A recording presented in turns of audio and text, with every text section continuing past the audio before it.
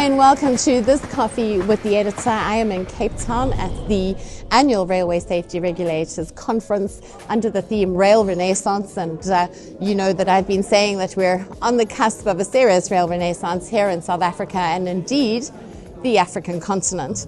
I am privileged to be sitting with the MEC for the Gauteng province, and it's quite exciting. Rail is exciting for Gauteng. It is indeed. Thank you very much, Philippa, for having us as the Gauteng provincial government in this interview. I must say it's the first on rail, as one of the responsibilities I have as MEC of Transport and Logistics in Gauteng. It's quite exciting also to be here. The past 3 weeks has been really about rail in our life as Department of Roads and Transport. We traveled overseas for a rail safety conference in Austria. Then we went to Innovation on Transport in Berlin. And very exciting. I'm very excited. Yes. I want us to move to rail. Yes. A lot of great ideas. The world has moved. I'm told we are about 20 years behind as a country and as a continent. And I think through our Gautrain, we want to be that Class A agency, rail agency in the country and in the continent, because we already are. We just need to maintain and sustain our status quo in the continent and in the world as Gautrain management agency. So let's talk about Gautrain, because you know we've had a lot of conversations over the years about expanding the expansion of Gautrain, and then of course we've been hearing other things like Limpopo and the high-speed rail. So I think just break it down. What is the status and how are we progressing? I must say, as this current cohort of leadership in our province, we are really grateful, especially to our predecessors who have left us with a 45 billion investment.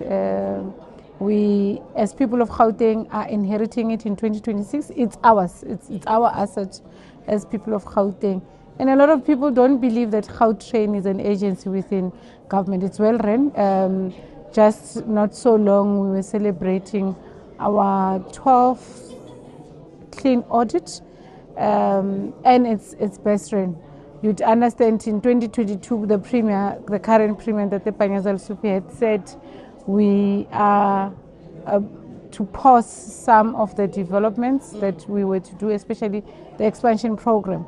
And we are now in 2024 starting with that. We're expanding Gautrain to Soweto, we're expanding it to Mamelodi. We have future plans to expand it to all other townships throughout our province. The people of Western also are saying they also want a Gautrain. And it's quite difficult to implement economic initiatives in our country. One of the things is we don't have enough finances to do that. The fiscus is a bit strained. But also for you to develop economic initiatives like this, you must do a feasibility study that says it will be sustainable. And with Gautrain, as it started, I'm told that Rosebank was about to become a spook town. Yes. And the development then upgraded Rosebank to something else that is not. Those of us who are coming from Pretoria, you'd know some parts of the land parcels there were dormant, there was no activity. But as from Hatfield into the park station in Johannesburg, there's a whole lot of economic activity around our stations as Gautrain. So it's not just a mode of transport, but it's an economic initiative, it's an economic growth project that assists in uplifting our economy, but also at the same time help us move people away from the use of private transport, which is still a challenge. I think also experiences from Europe last week is that despite, no matter how hard European governments try to ensure integrated transport system and make sure that it's efficient, people still remain in cars. And I think one of the things coming back home, lessons learned, is to also put more emphasis on behavioral change, that once public transport is effective, reliable, affordable, especially ourselves. We have small land, many people, and we need to find a way of removing a whole lot from our road infrastructure into the railway lines. So working also with PRASA on revival of their railways, we'll make sure that we try to educate, create awareness. Remember, the train infrastructure has not been very efficient for quite some time, and we've seen even here presentation made that PRASA is really determined, and the National Department of Transport, to really revive the infrastructure. We've seen few lines that they have opened in our province, that it's really working for the people, and people are starting now to use the trains. And we need to work with different stakeholders, key role players on public transport, and for them to have a better understanding that each system must fit into one another. Our ridership in Gautrain also has increased, so it's quite exciting that we will be expanding. And you have heard us talking about the Gauteng Limpopo rail. Yes, you hear us talking about seamless mobility to other provinces as a center of our country, Rona as a province, Gauteng. So we are wanting to also work closely with other provincial governments on how do we make sure. We are determined to build a speed train to Limpopo. Is not just a speed train, it's not just about transport, but it's about economic activity. So if you check from Johannesburg into Messina, you can imagine what will this initiative do to our economy. And we take a responsibility somehow as an economic powerhouse of our province, but also take advantage that we are at the center. When you are in Gauteng, it's easy to travel to Free State. When you're in Gauteng, it's easy to travel to Northwest, to Mpumalanga, Limpopo. And we think that we are better placed to can start these initiatives and collaborate with other provinces and other critical stakeholders. So where are you in the process? Like, when do we break ground? Because there's things that need to happen. There's feasibilities, there's... Yes, the two premiers, the previous premiers of the 6th administration met, agreed in principle that jointly the two provincial governments are going to be implementing this. The two EXCOs met in principle, and on our side, the Gautrain Management Agency is a lead project manager, and also Limpopo has a technical team that work with us on this. Remember, we are the ones who have a license to can build and operate trains, and using the Gautrain mandate, and we are to then establish collaboration and work closely with other stakeholders like NTOT, our National Treasury, as well as other state agencies on rail. We are meeting with Limpopo leadership, the new premier, and our premier and ourselves in the next coming 2 weeks, just to take her through on what we would have agreed upon. We're at the feasibility study phase where the two provinces need to fund. We have a lot of interest coming from different investors. Some are willing to even help us do the feasibility study, but it will not. There's no free lunch. Yes. So we need to look at modalities of how we do that and make sure that the process is as clean as possible, and avoid future contradictions on the matter. But we are determined. We're excited. We went to Europe to sell the idea, and we're coming back with a whole lot that says we can help you. And we just need to do internal stakeholder engagement within the country with those agencies and the Department of Transport in our country, just to make sure that we are well aligned and we are compliant with the implementation. So bringing that further into the context of the rail policy and the likes, there is conversations around the devolution strategy and moving things to a municipal level. So what are your thoughts on that, and how do you think that that's going to all come together? As provinces, we are currently in conversations with the National Department of Transport In the previous term, the National Department had already sent to us to make submissions as different provinces and the question really is, what is it that we want as provinces and municipalities? Do you want the service or do you want the asset? And what is it that the national government is willing to give? And we're still in conversation on that. But the future is rail. Looking at developed countries and using rail as a backbone of public transport, and how efficient are they becoming, and exciting ideas on artificial intelligence. I think the future is rail. We are sold. I was with Premier in Berlin.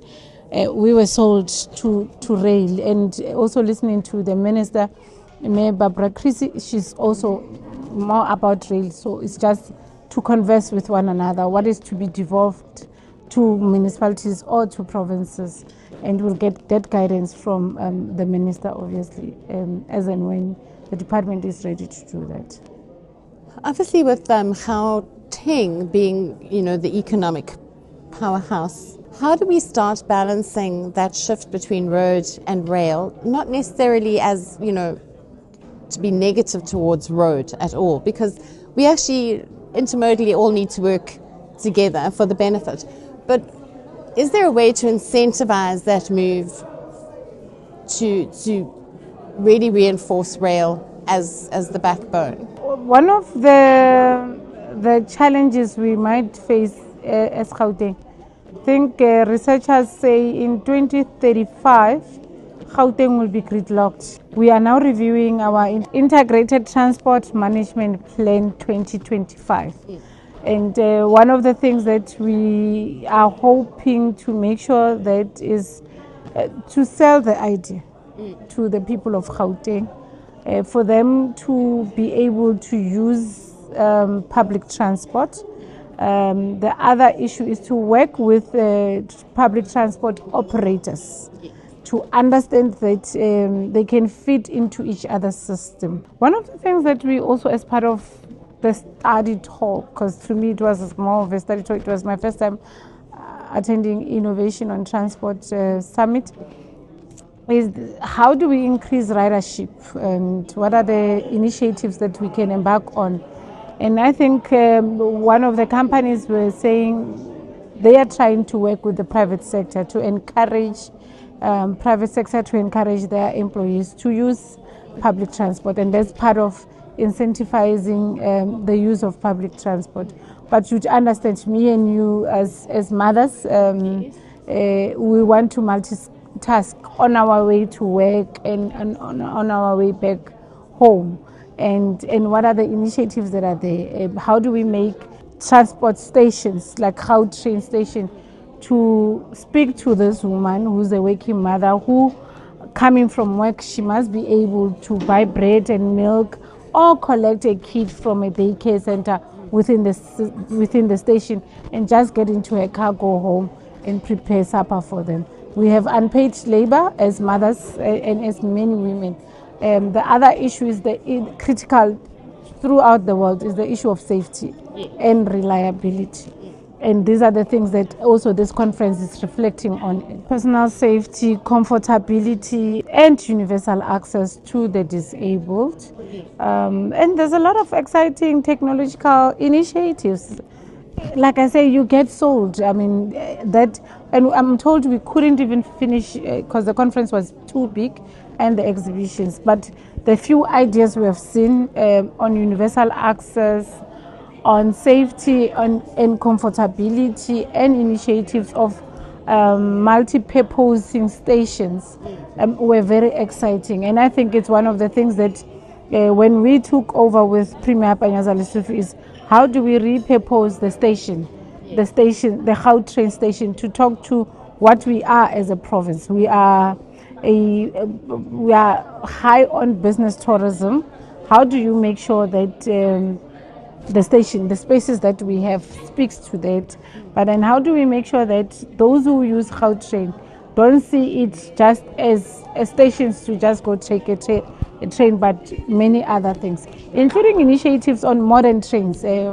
We've seen a train that has a boardroom. We've seen a train where you are able to have a workstation. We've seen a train where there's a play area for kids where they can play their games. We have seen it all, you know. You were definitely at InnoTrans. We were definitely at InnoTrans, and it was quite beautiful sight to see, and which is why we're coming back into our country to say, how do we move, especially with our Gauteng Limpopo rail? Who's there? Who wants to fund the project? Because obviously we don't have money. We'll depend on Triple P, and that's why we need to really work hard on harnessing and working on compliance issues so that we are compliant with the legislative framework and policies in our country. When do you think you're going to go to market for the PPP on the Limpopo project? One of the countries, I can't remember if it's Germany or Italy, but one of them, including China, they presented more similar project, and they say it takes 10 to 15 years to realize the whole thing. Generally speaking, because this is like you know your first interview on rail, what closing thoughts do you have for the rail sector? One of the interesting aspects presented here, I think, was presented by Labour on their experience. It was really thought-provoking, but also exciting to say we're now making the last mile with the initiator, being an engineer who must start thinking about all these things, including the outcome itself. As you build this train, as you design this train, who are you designing it for? And one of the things that our country does not compromise on is transformation. And transformation is a lot of money. Transformation comes with budgets, and I think as policymakers, we need to look into that. If you are to transform a train to make sure that the driver has a toilet, a driver is a woman who needs to change her pad during her menstruation. A train must be accessible to people with disability. A train must be accessible to kids and must be kids friendly. You must obviously pay for that. And I think it was thought provoking and very exciting, the technical and the human interface with the system. So it was thought provoking, and I got very excited and very worried that in 30 years of speaking about transformation, non-sexism, and ensuring that systems and services are gender friendly, we're still struggling with ensuring that our public transport really respond to this. It's not only in the rail, it's everywhere. Public transport still struggles with ensuring that it's comfortable and safe to a woman and a young woman. I know that we must talk about men, but we are the most vulnerable, the elderly and the disabled. So I think in our new models, and we'll take back home into looking into and using the gender lens as and when systems are presented to us, as well as budgets to implement that, to make sure that everything is well aligned and we are able to implement the South Africa that we all speak about, a prosperous one where no one complains and no one becomes unhappy because of a system or a service. Yes. Well, MEC, thank you very much for your time, and it was really lovely to meet you in person. Oh, thank you very much.